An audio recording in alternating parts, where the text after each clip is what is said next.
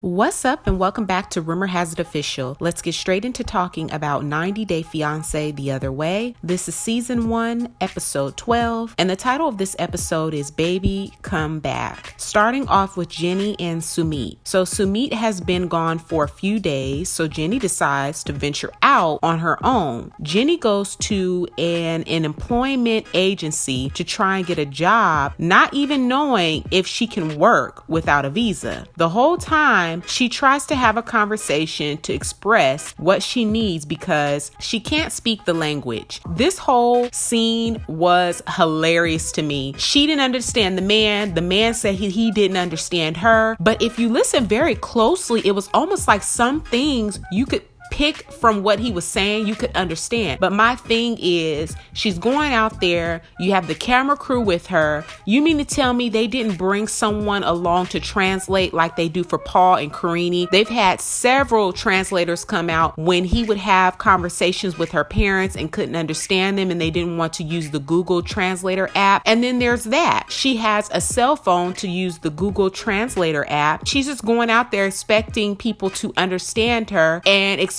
to understand them, and she doesn't. Like, that whole little conversation she was trying to have with that man was hilarious. Comment down below and let me know what you thought about that scene. Moving on to Deavan and Jihoon. So Jihoon isn't able to move his flight, so Deavan has to opt for doing a video call so Jihoon can be a part of the birth of their child. Let's move on to Tiffany and Ronald. So Tiffany and Ronald have been married for 1 week, and Tiffany is already talking about having a baby. Now, we already know that Tiffany ended up having a baby by Ronald. So we know that actually happened. They also go to look at apartments. So they go to look for apartments, and Ronald will be working at the wellness center. During this time of them recording, he hadn't even got the job yet, and he hasn't received an income in 7 months. So with just Ronald's income of about $500 a month, that will limit them and their options of finding somewhere safe, a nice neighborhood, a nice place, a spacious place to build a family. And Tiffany's primary focus is safety. Before even bringing her son out there, that should have been her focus. But now that she's there and she wants to try to start a family, she's saying that that's her primary focus, safety. When the realtor talks about security risks, they speak so light of it. It's like it's nothing. Like, oh, if someone tries to rob you, you might want to scream and somebody will come running. Make sure that your children are upstairs so someone breaks in.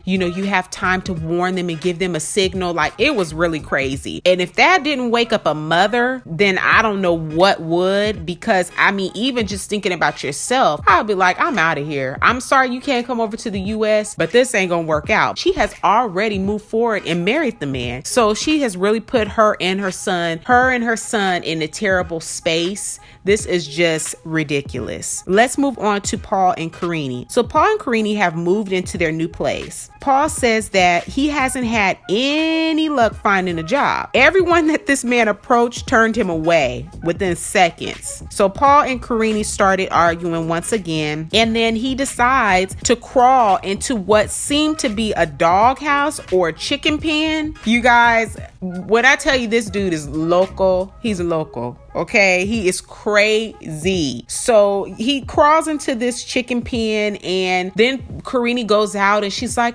Paul, what are you doing, Paul? She's trying to get him to come back. I'm going to need Karine to get a job, okay? No excuses. Moms in America work while pregnant, and they do what they have to do to survive. Paul will never be able to find work in Brazil. So Paul is in this chicken pen, counting down and telling himself to calm down.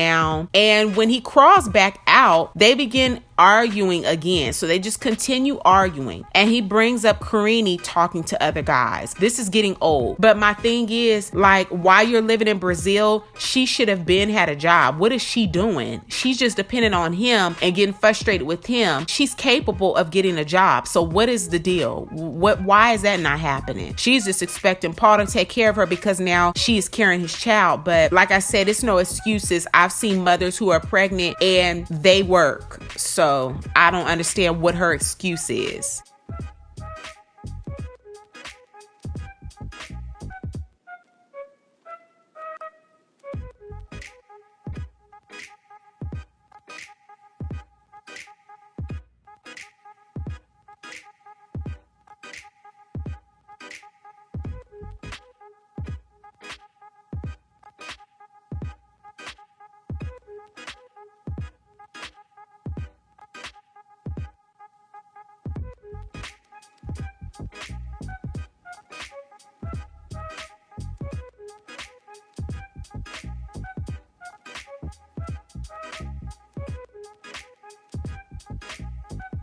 let's go back to Jenny and Sumit. So Jenny decides to go out at night despite Sumit warning her not to. She walks to a cyber cafe to video chat with her daughter. Jenny tells her daughter that Sumit left her alone to go back home. Jenny is starting to second guess things. Let's move on to Deavan and Jihoon. So it's the morning of Deavan's C-section and she's feeling anxious because Jihoon is not going to be there for the birth of their son. Because of her high blood pressure, the C-section was moved up 2 weeks earlier. So they've decided to do a video call so Jihoon can feel a part. Jihoon feels like a bad father because he isn't there. During the C-section, Jihoon is covering his eyes and freaking out, and I just thought it was hilarious. And it was so funny when the baby came out and Jihoon and his parents started clapping, and Jihoon sheds tears of joy but regrets not being there. Let's move on to Tiffany and Ronald. So Tiffany says the experience of apartment hunting was terrible. Ronald wants Tiffany to stay for 2 to 3 years, but she's just now realizing that it's going to be very tough to raise a family in South Africa. I don't see how she's just now realizing this. She now wants to apply for the K1 visa, even though she should know that it's going to get denied with his record, but she wants to take that chance and do that because she's got herself in some deep water here. What should have took place was she should apply for that visa, and then after if she was going to do it. Now, I'm not even in agreement with her being with this man, but if she was going to do it, she should apply for the visa, see where they stood with that, and then decided this move in marriage, because I really feel like she has all the support there where she lives. So I feel like if she was going to do this, she should apply for the visa and try to get him to America, not her go over there, because she has no support. While his mom is nice, I mean, she seems to be like a pleasant lady, and he does have family there, but I just, for the sake of her child, I feel like she should have stayed her tail in the US and seen if she could get him over to the US. So let's move on to Jenny and Sumit. Sumit has been back home with his parents for a week now.